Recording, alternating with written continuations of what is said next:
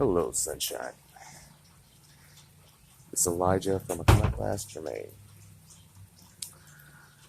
Place to heal and cure those feels and get your ass picked to step in into some better shit.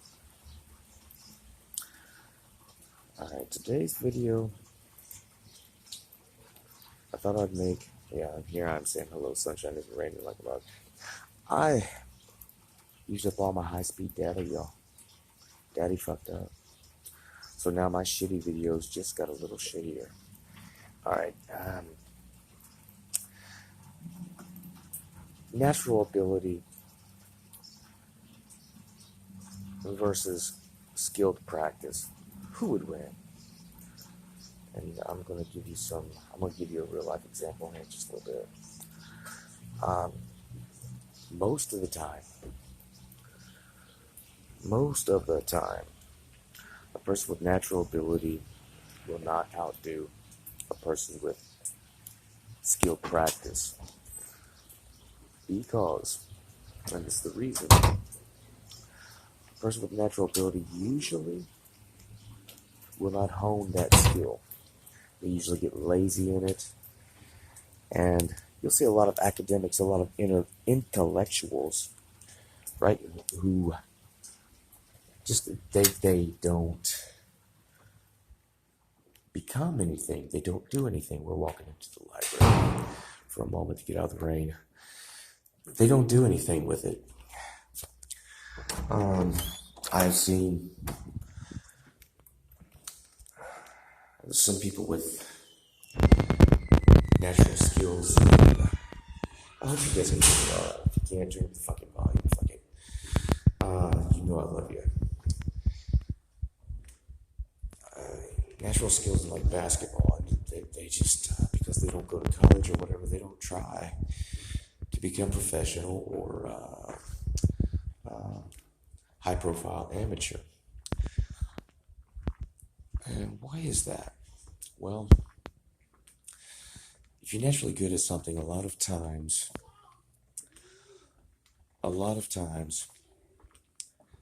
you just don't think anything of it. You just don't think anything of it. And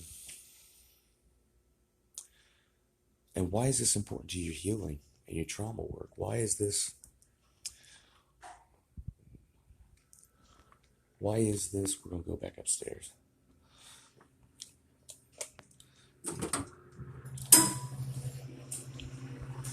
Most of the time, remember, we want to do our boundaries first. I tell you that because I work on mine. It's always a process. You're never perfect at it. What is a boundary again, babies? It's a line in the sand, something that you want someone to cross or you don't want someone to cross. And is a consequence for that good behavior or bad behavior. That bad behavior first. Let's work on that. And it is a set time. It could be a day, a month, or a year, or a set consequence. It could be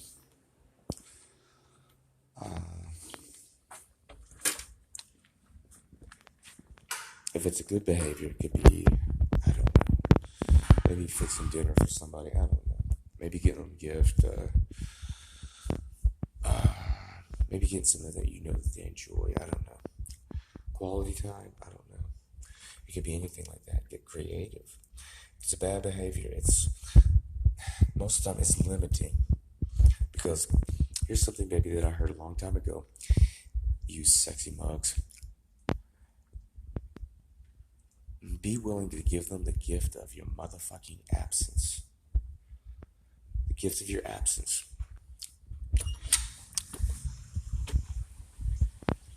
Okay. So, one thing that I don't have a natural ability at, that I just suck at, is making YouTube videos. The thing about it is, the more time that I spend, the better at it that I become. Now, you take someone who's naturally good with video, and they're just apt to not even do it. They're apt to not even do it. And like I say, a lot of really smart motherfuckers get nowhere. They have low-paying jobs. They don't create. They don't invent anything. A lot of intellectuals wind up in this. They have high IQs, really fucking brilliant in some form of science or math, and they don't do shit. They don't do shit. Now, here's for the fun part. Um, and I will get back. I apologize that I'm rambling. I'd wanted to do this video a different way, but I just said fuck it. Even though um, this is low quality, remember this.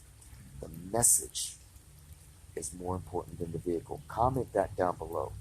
The message that you have for the world, or product, or service, or expression, the message is more important than the vehicle. What do I mean? Well, let's say that you got a job to do, and the only kind of car that you can get is a hoopty, a point A to B car. God damn it, it's much more important that you get the job done. You know what I'm saying, Sunshine? I know you do. My subscribers and viewers are the goddamn best. Motherfuckers are so hot. That's what you look at. Okay. So, a lot of times with natural ability, just people become thoroughbred goddamn slackers. How do I know this? And I've studied this as well. You know, around about 80 to 90% of these people just slack off. They fuck off. And they don't do much of anything with their life.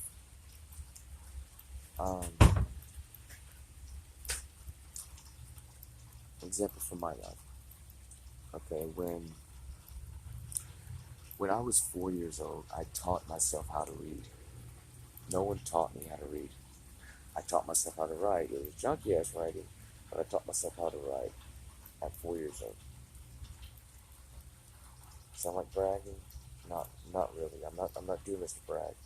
What I am doing is I'll tell you why in just a moment, and I'm still going to tell you why it's important to your healing room. Okay, I taught myself how to read. Yeah, in first grade there was a competition, a writing competition,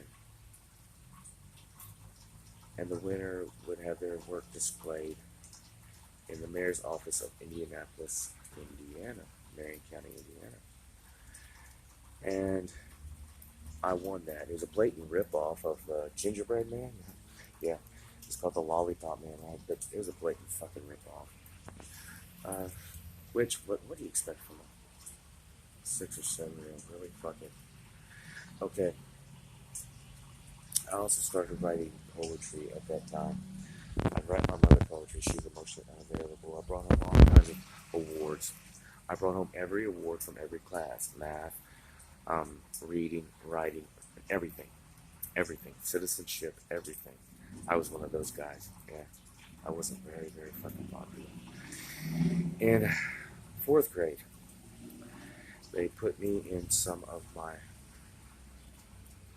older brother's classes. Now, one of my brothers is about a year older than me, so I had some fifth grade classes because they put me in gifted. And my other brother, who was, how old was he?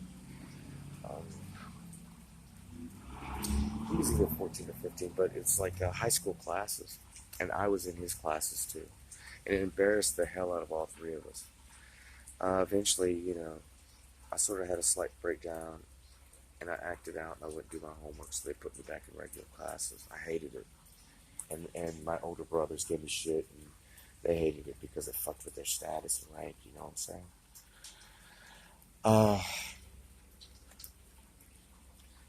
Flash forward, I wrote my first novel when I was about 12 or 14.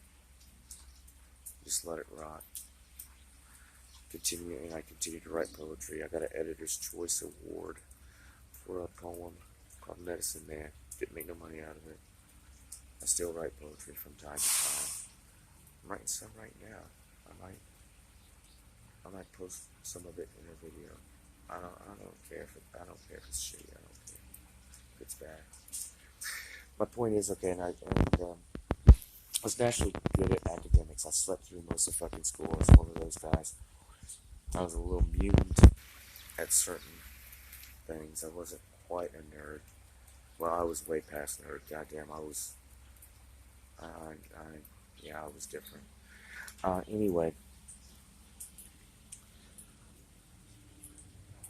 let's see. I quit high school. Didn't do shit with my natural abilities, right? And other people were writing and publishing and all this other good shit, and I wasn't. So what does this have to do with your healing work and healing yourself from trauma? Okay, we have six. We have six human needs, and when you are traumatized, when you are abused, it is a corruption of those six human needs that keeps those trauma bonds kicked off in high gear. And when you're setting your boundaries, when you're doing your work, you you have to replace those with healthier habits. And a lot of times, if we become isolated or if we don't know which or what to do, when we start releasing those old friends and old places and old faces and all of these old cases to have something new, there's a vacuum, there's a loss. It's been said on many channels, and it's going to be said on mine because it's absolutely the fucking truth. Find your higher purpose, your life's mission, your higher meaning, and you can have several of those. And I mean several of those. But they have to have a strong enough pull to juice you up and get your fucking ass up in the morning. And they have to be greater than yourself. A lot greater. And when you start working on those, a funny thing starts to happen. Better people will come into your life, better situations, and it will hold you through a lot of bad times. For this work in self-improvement, self-fulfillment, self-development, self-healing, anything, self-actualization, anything regarding the self, that's sort of my shit. But if I hadn't went, the 56th human need is growth and contribution. Let me see. Let's go through the 6 human needs. I'm sorry I'm prattling. I'm really not doing this video the way that I was going to do it. The 6 human needs are this, I believe. Security, variety, significance, love, connection, and relationships, growth, and then contribution. If you can work on just contribution and a higher servitude with something that can affect millions of people, maybe just your community, you will draw and pull a better situation. The other things will start to work themselves out. Security will work itself out. The variety, because when you're dealing with something that has to do with humanity, a lot of shit's going to be changing all the fucking time. Wrote a shitty little book about it. It's called The Miracle of Making More Mistakes. It's on Amazon. Anyway,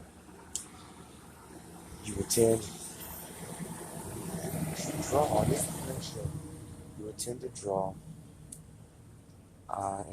If you're heterosexual, you will draw a lot of the opposite gender, right? If you're homosexual or lesbian, that's good. You'll draw those people to you because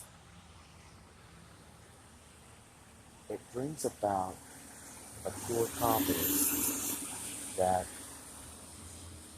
few people have. Thank you. Thank you. God bless me. That was a fortress too. Oh my God. So when did it won me over? I didn't wear my Chevy shirt. Okay. It's alright. Thank God. For small miracles, yeah. Anyway. Nah, I'm just teasing. Beautiful person. Just poor taste in vehicles. Where was I? Okay. When you're working about your life's purpose, your life's mission, your higher meaning, deeper meaning, different words for saying similar things. What happens is you tend to give less of a fuck about what people think and what people do. And when you use the 4 steps that I outline in the way that I outline on this channel, because I give you all this shit for free. All of this shit works, and I will never charge you a dime for that shit. If you want to contribute to my work, so maybe I can make better videos, I don't fucking know. My email will be up here. Contact me. If you'd like a video on certain subjects, contact me. Because, for whatever reason, society uses our insecurities and worry about what people think, how we look to other people against us to keep us in line, to keep us bonded, and not in a healthy way. And when you choose a purpose, because you'll have to get past the nihilism and a lot of this narcissistic shit, this toxic shit, this childish shit that's going on these days,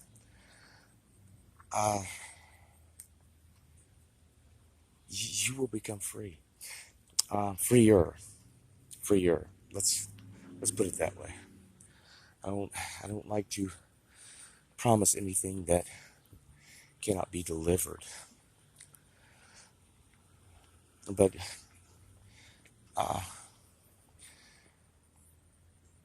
you'll draw romantic and sexual relationships, or fling things, or exciting whatnot. You will draw people to you. You will go places that others have only thought about. You will tend to fuck up less and make fewer mistakes. If you've had lifetime manic depression, and here's something Captain Obvious, I'm saying it to myself, babies, not to you. It almost completely goes away.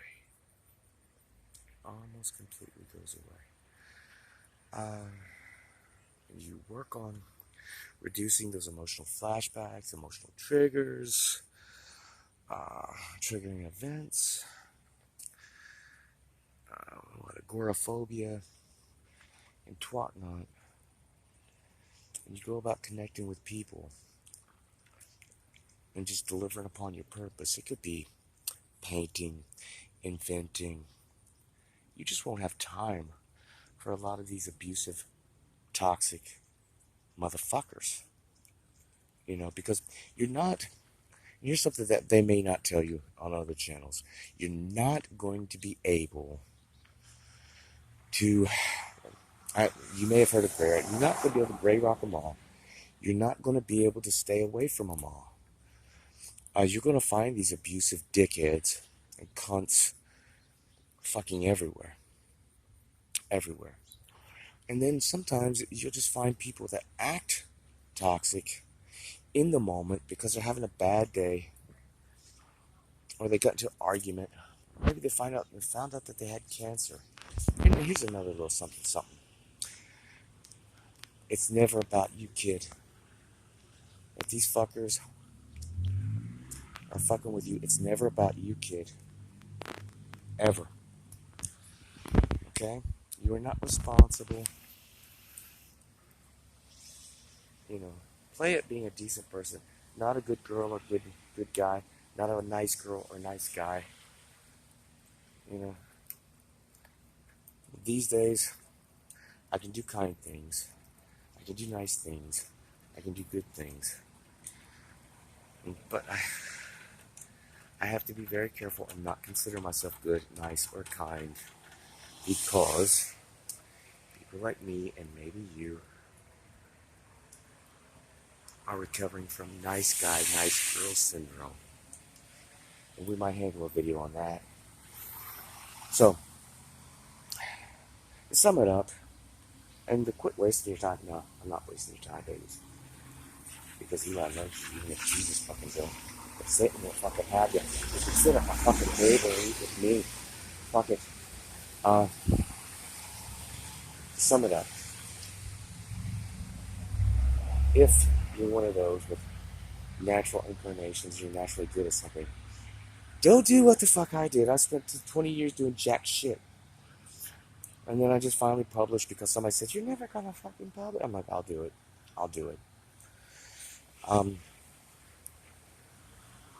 Practice a skill and hone it.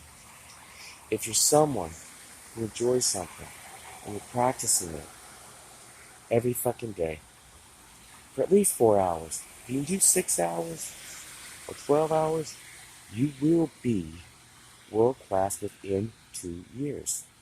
Within 2 years. You will master that shit within 2 years. And this is not my opinion. The science is in on that shit.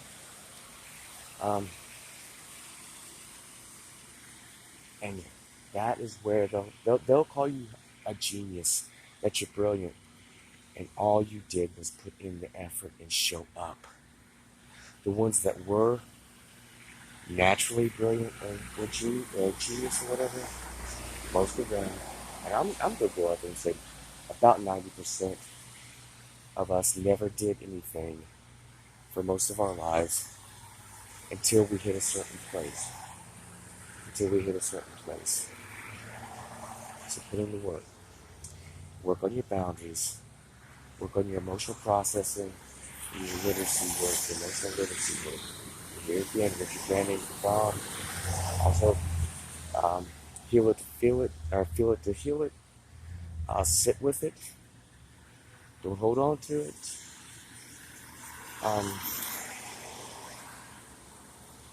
We'll talk about, and those are the first two steps: boundaries, emotional processing, emotional literacy. We'll talk about third and fourth steps in another video. But this is why. A skilled practitioner, someone who's practicing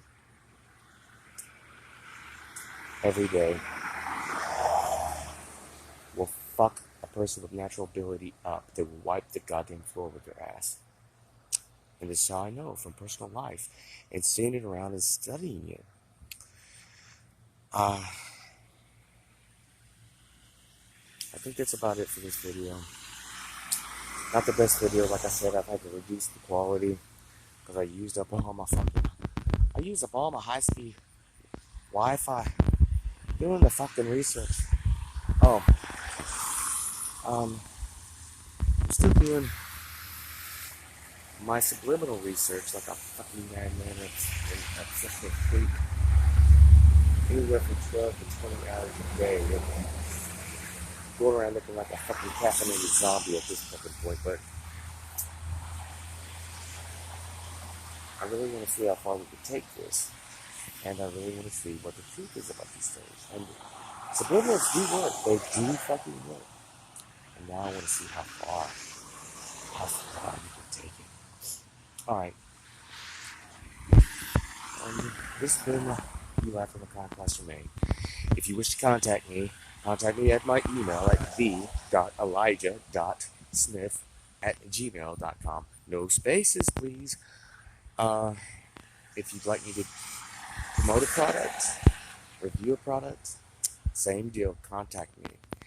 If you'd like me to do a particular video, sponsor video, hey, shoot me a few dollars, right? And if you need to know where to shoot it at, contact me by email. If you don't have the money to sponsor a video, that's okay, sunshine. Shoot me a fucking email, and I'll get to it as quickly as I can. Right now I'm busy as fuck here on the streets. Look, the streets of Gitsville, Scottsville, Kentucky, Allen County. If you ever come down this road, just look me up. What else? Yeah, the old shit. Hit the like, subscribe. Now, if this video has helped you, share it. Please share it, motherfuckers, because there's a lot of crazy shit going on these days. And suffice it to say, most of humanity is walking around with a form of post-traumatic stress disorder or CPTSD just because of the way things are. And they don't have to. A lot of people are walking around with just anxiety. I feel that something has gotten wrong all the time, and this is why. And I'm telling you right now, things do get better. Things do get better. So, hit the like, or hell, if you don't like this fucking video, hit the dislike. I am not a control freak. I'm just a sexy motherfucker talking to some sexy motherfuckers. Alright, until next time, take care of yourselves, baby dolls. Peace.